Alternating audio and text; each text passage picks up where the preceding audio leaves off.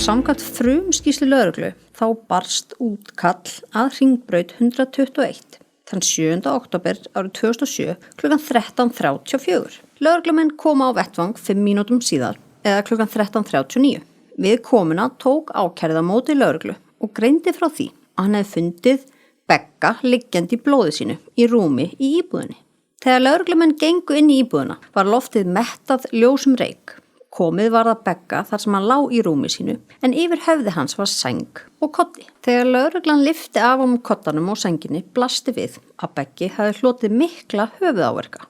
Í skýrslu lögreglu því lýst að gera mætti ráð fyrir að áverkarnir hefur verið veittir með slökkvitæki sem fannst á vettvangi. Þú varst að hlusta á True Crime Ísland, eina alvöru íslenska True Crime hlaðvarpið þar sem við fjöllum nýleg íslensk sakamál. Ef þú vilt hlusta á meira, þá ferðu á kratos.is og kaupið þér áskrift. Í áskrift ferðu aðgang að öllum fyrir þáttunum okkar ásamt glænýjum þætti af hverjum einasta mánuði. Og svo gefum við stundum út aukaþætti og seríur. Og þeir sem í áskrift koma í lokaðan Facebook-hóp þar sem við setjum inn alls konar upplýsingar. En sjáumst í áskrift!